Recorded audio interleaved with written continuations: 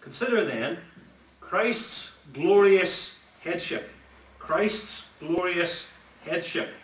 First we note that this is a headship over the universe, verse 22. And then second, that this is a headship over the church. To put it slightly differently, the headship over the universe, rule of power, providence, and the headship over the church, rule of grace. Verse 22, and our text begins with the line that God hath put all things under his feet, which means the position of everything is under Jesus Christ. That's where it is, nowhere else. And this means, of course, that Christ in turn is over everything. That's simple. Now, some of you may have recognized in these words just quoted, God hath put all things under his feet, an echo, an intentional echo from Psalm number 8, which we'll sing later.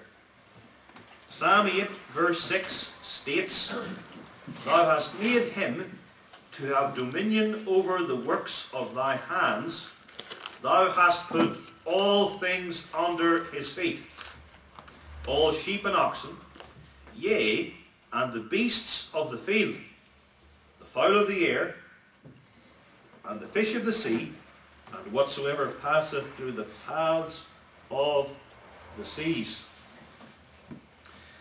This quotation from Psalm 8 goes some way to identifying the all things put by God under Christ's feet. Verses 7 and 8 tell us animals, birds, fish, indeed everything in the oceans. And then, if you go back to verse 6, it says, Thou hast made him to have dominion over the works of thy hands, which implies everything. Everything, including the land and the air and the sea in which these various creatures move, their food supply, in short, the whole created order. And then Paul, just before he quotes Psalm 8 verse 6, brings in the angels. We don't want to leave them out. Both the good ones and the evil fallen ones. Verse 21 of Ephesians 1 states that Christ is far above all principality and power and might and dominion, 4 words for the different ranks and orders of angels, and, in case anything has been left out, every name that is named. And to be entirely exhaustive, he says, not only in this world or age, the period from creation fall to the second coming of Christ, but also in the age or world which is to come. Everything. Everything. And that, of course, includes Satan. Christ is far above all things, even above the angels. And we can't think of anything higher than the angels beyond God, of course. Christ is God. So they are under him. But you could say that it is 1 Corinthians 15 and not Psalm 8 or even Ephesians 1, but 1 Corinthians 15, which explains most fully the all things which God puts under his exalted Son. And the key verse here is 1 Corinthians 15, verse 27. Quote, For he, God, hath put all things under his feet, but when he saith all things are put under him, it is manifest that he is accepted, which did put all things under him. In other words, when God puts all things under him, it's evident that when God does it, he didn't put himself under Christ, which would be impossible anyway, but everything apart from God, the God who put everything under Christ, everything apart from God is thereby under the Lord Jesus. The entire universe and all of history.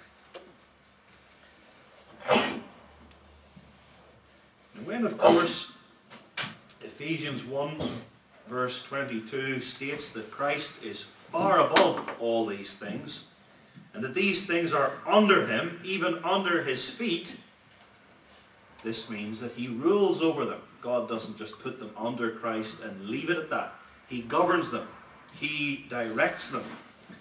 This means that Jesus Christ is on the great throne of the universe with everything under his feet, and not just maybe a few inches under his feet, but far, far beneath him. Because he is in the category of God. And with respect to his human nature, a human nature which is united to the second person of the Holy Trinity, and which has been invested with wondrous powers. The one who lay in the tomb has now ascended the high throne of universal empire. And the Bible conveys this truth to us, Christ's sovereign rule over all things in various ways, because it's a key part of our faith. God conveys this truth to us in the way of the imagery and picture of Revelation chapter 5. That's the presentation of God that we're to think about.